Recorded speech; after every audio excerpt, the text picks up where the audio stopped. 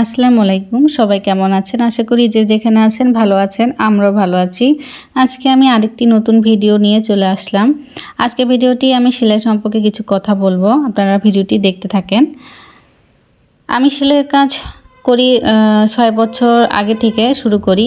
আর প্রথমে তেমন অর্ডার কাজ পেতাম না, তবে অল্প অল্প করে অর্ডার বাড়তে থাকলো। একটা পর্যায়ে মাশাআল্লাহ আমি ৪ থেকে ৫,০০০ টাকা সেলাই করলাম। তখন অনেক খুশি হলাম যে আমি পারবো আরও সামনে এগিয়ে যেতে। ৫,০০০ থেকে ১০,০০০ টাকা ইনকাম করতে পারবো। আমি আরও ভালোভাবে সেলাইয়ের কাজে মনোযোগ দিই। আর এদিকে আমার অর্ডারও বাড়তে থাকে। তো এখন আমি মাসে ভালো টাকা ইনকাম করি। নিজের ইনকামের টাকা দিয়ে সংসারে অনেক জিনিস কিনেছি। নিজের জামা কাপড় করেছি, গয়না বানিয়েছি, নিজের ছোট ছোট সকল চাহিদা পূরণ করেছি ইনশাল্লাহ। তো এখনকার দিনে এসে বাজারে প্রত্যেকটা জিনিসের যে দাম, তাতে করে একজনের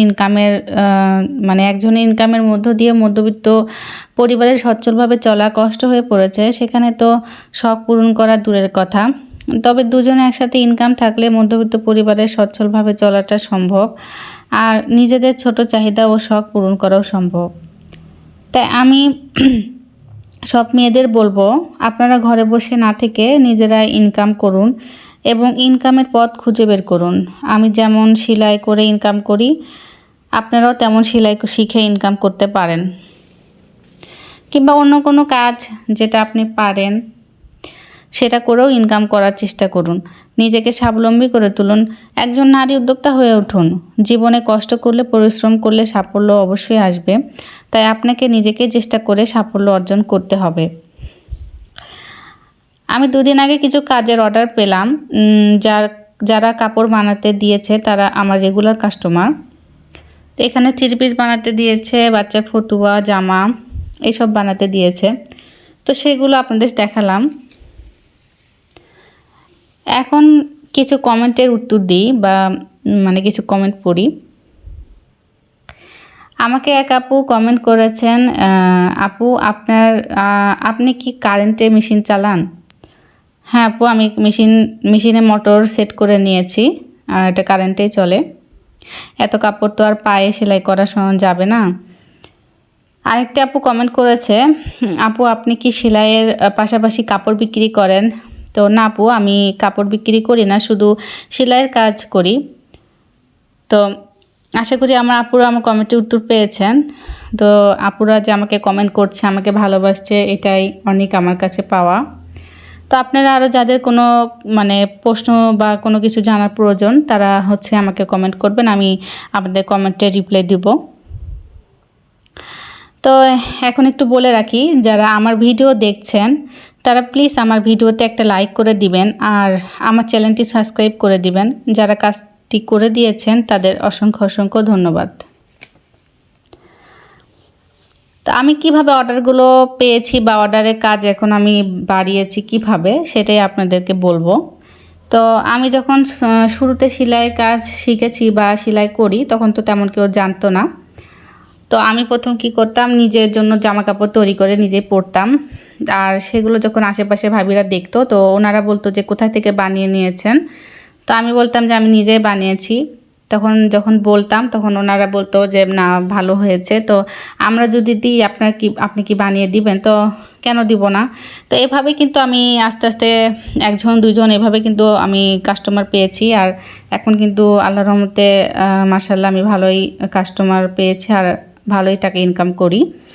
তো আশেপাশে ভাবিরা যারা আমার কাছে কাপড় বানায়, তাদের বলি যে আপনারা যারা চীনা আছে বা আপনাদের আত্মীয়স্বজন যারা আছে, তাদেরকে আমার সেলাইয়ের কাজের কথা বলবেন।